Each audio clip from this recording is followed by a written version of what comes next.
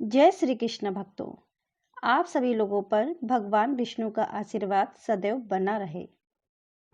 आज मैं आपको श्री कृष्ण जी की पत्नी सत्यभामा के विषय में कहानी सुनाने जा रही हूँ। सत्यभामा को अपने रूप पर कितना घमंड था और भगवान श्री कृष्ण ने उनका घमंड कैसे चूर किया। तो चलिए सुनते हैं श्री कृष्ण जी की पत्नी सत्यभामा के अहंकार के विषय में। जब श्री कृष्ण भगवान द्वारका में रानी सत्यभामा के साथ सिंहासन पर विराजमान थे, निकट ही गरुड़ और सुदर्शन चक्र भी बैठे हुए थे। तीनों के चेहरों पर दिव्य तेज झलक रहा था। बातों ही बातों में रानी सत्यभामा ने श्री कृष्ण से पूछा, हे प्रभु, आपने त्रेता युग में राम के रूप में अवतार लिया था। सीता जी आपकी पत्नी थी, क्या वे मुझसे ज़्यादा सुंदर थीं? द्वारकाधीश समझ गए सत्यभामा को अपने रूप का अभिमान हो गया है। तभी गरुड़ जी ने कहा कि भगवान, क्या दुनिया में मुझसे भी ज़्यादा कोई तेज गति से उड़ सकता है? इधर सुदर्शन चक्र से भी नहीं रहा गया। वे भी कहने लगे, भगवान, मैंने बड़े बड़े युद्धों में आपको विजय श्री दिलवाई है, क्या संसार में मुझसे भी कोई शक्तिशाली है?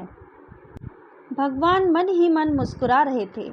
वे जान रहे थे कि उनके इन तीनों भक्तों को अहंकार हो गया है और इनका अहंकार नष्ट करने का समय आ गया है। ऐसा सोचकर उन्होंने गरुड़ जी से कहा, हे गरुड़, तुम हनुमान जी के पास जाओ और कहना कि भगवान राम माता सीता के साथ उनकी प्रतीक्षा कर रहे हैं। गरुड़ भगवान की आज्ञा लेकर हनुमान जी को लाने चले गए। इधर श्री कृष्ण जी ने सत्यभामा से कहा कि हे देवी, आप सीता के रूप में तैयार हो जाएं। और स्वयं द्वारकाधीश ने राम का रूप धारण कर लिया। मधुसूदन ने सुदर्शन चक्र को आज्ञा देते हुए कहा कि तुम महल के प्रवेश द्वार पर पहरा दो और ध्यान रखना कि मेरी आज्ञा के बिना महल में कोई प्रवेश न कर सके। भगवान की आज्ञा पाकर चक्र महल के प्रवेश द्वार पर तैनात हो गए। गरुड़ ने हनुमान जी के पास पहुंचकर कहा कि हे वानर श्रेष्ठ, भगवान राम माता सीता के साथ द्वारका में आपसे मिलने के लिए प्रतीक्षा कर रहे हैं। आप मेरे साथ चलें, मैं आपको अपनी पीठ पर बैठाकर शीघ्र ही वहां ले जाऊंगा। हनुमान जी ने विनयपूर्वक गरुड़ जी से कहा, आप चलिए, मैं आता हूं। गरुड़ जी ने सोचा, पता नहीं ये बूढ़ा बानर कब पहुंचेगा। खैर, मैं भगवान के पास चलता हूं।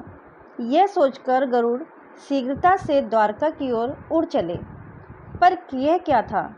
महल में पहुंचकर गरुड़ देखते हैं कि हनुमान जी तो पहले से ही महल में प्रभु के सामने बैठे हैं। गरुड़ का सिर लज्जा से झुक गया।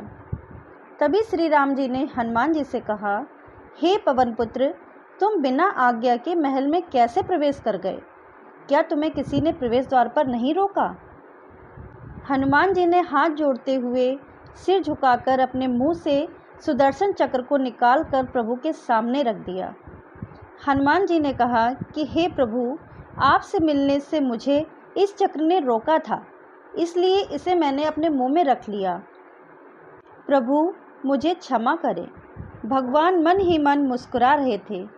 हनुमान जी ने हाथ जोड़ते हुए श्री राम जी से प्रश्न किया, हे प्रभु, आज आपने माता सीता के स्थान पर किस दासी को इतना सम्मान दे दिया कि वह आपके साथ सिंहासन पर विराजमान हैं? अब रानी सत्यभामा का अहंकार भंग होने की बारी थी। उन्हें सुंदरता का अहंकार था जो पल भर में चूर हो गया था। रानी सत्यभामा, सुदर्शन चक्र व गरुड़ जी तीनों का गर्व चूर चूर हो गया था। वे भगवान की लीला समझ रहे थे। तीनों की आंखों से आंसू बहने लगे और वे भगवान के चरणों में झुक गए। भगवान की अद्भुत ही लीला है। अपने भक्तों का अहंकार अपने भक्त के द्वारा ही दूर किया। जीवन में कभी भी अहंकार नहीं करना चाहिए। जरूरी नहीं कि आज जो आपके पास है वही कल भी होगा। अपने अंदर जरा सा भी अगर अहंकार आने लगे तो स्वयं ठाकुर जी हमसे दूर हो जाते हैं। ठाकुर जी को निस्वार्थ भक्तों की ज़रूरत है, अहंकारी लोगों की नहीं। अगर आप सभी भक्तों को ये कहानी अच्छी लगी हो तो प्लीज़ हमारे चैनल को लाइक करिए, सब्सक्राइब करिए और शेयर करिए। धन्यवाद भक्तों।